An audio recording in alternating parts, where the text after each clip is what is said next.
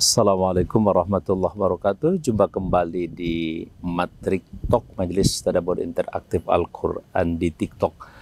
Kita seperti biasa ngobrol di majelis ini, tempat duduk. Yang kita obrolkan itu adalah sebuah hal yang sangat-sangat mendasar dalam kehidupan kita, dalam koridor yang begitu pasti dan jelas, yaitu tadabbur Al-Quran. Kita memikirkan isi kandungan Al-Quran, menghayatinya dan merefleksikannya dalam kehidupan. Kita masuk saat ini ke surah An-Nur. Kembali lagi saya ingatkan bahwa ketika Allah Subhanahu wa Ta'ala mengangkat satu kata An-Nur sebagai nama dari surah ini, sudah sangat jelas mengisyaratkan bahwa dalam surah ini terdapat cahaya yang luar biasa, yang memang sampai Allah berfirman dengan kalimat Allahu nurus samawati wal ard. Allah adalah cahaya seluruh langit dan bumi.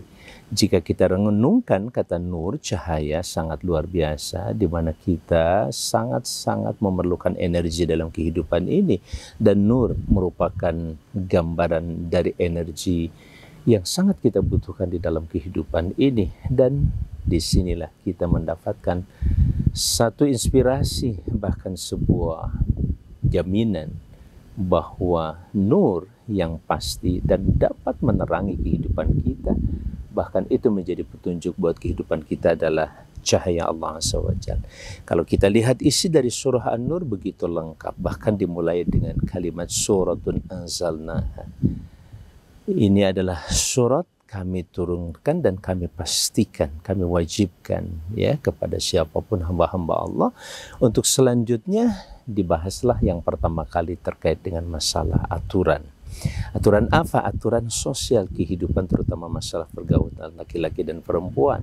Di sini ada aturan yang terkait dengan masalah bagaimana Allah menjaga kehormatan manusia, sebagaimana sebelumnya juga menjaga harta manusia. Ketika ada pencurian, maka aturan begitu tegas dan jelas dan tegas. Begitu halnya ketika ada penyimpangan dalam persoalan kehormatan seksual dan lain sebagainya, maka surah ini pun menjelaskan di satu sisi bahwa namanya penyimpangan seksual, perzinahan itu sesuatu yang diharamkan, tapi tidak kalah penting kita juga menjaga kehormatan orang. Tidak boleh sembarangan seseorang menuduh berzina kepada orang lain tanpa bukti-bukti yang bisa dipertanggungjawabkan. Yang menarik di dalam surah ini juga dibahas tentang persoalan yang terkait dengan istikhlaf. Bagaimana Allah mengangkat manusia itu sebagai khalifah mandatori, memegang mandat kewenangan dari Allah Subhanahu wa Ta'ala untuk mengelola bumi ini dengan dua pendekatan yang pernah kita bahas. Yang pertama adalah pendekatan yang terkait dengan himayatuddin, menjaga, memelihara dan melindungi agama. Terus yang kedua imaratud dunya, bagaimana kita memakmurkan dunia.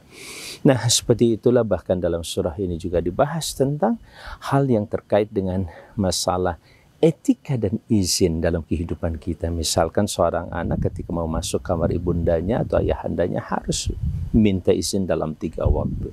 Nanti silahkan dibaca di dalam surat ini. Etika juga sangat-sangat ditekankan di dalam surah ini. Begitu halnya pada saat kita sedang berkumpul bersama-sama, jangan kemudian kita melipir, kalau orang Jakarta bilang, untuk keluar begitu saja tanpa izin. Minta izinlah, itu etika pada saat kita berada di dalam satu kumpulan. Selamat bergabung di kajian Al-Quranul Karim untuk mencari solusi, karena Al-Quran adalah solusi terhadap seluruh dan berbagai permasalahan yang dihadapi oleh kita. Assalamualaikum warahmatullahi wabarakatuh.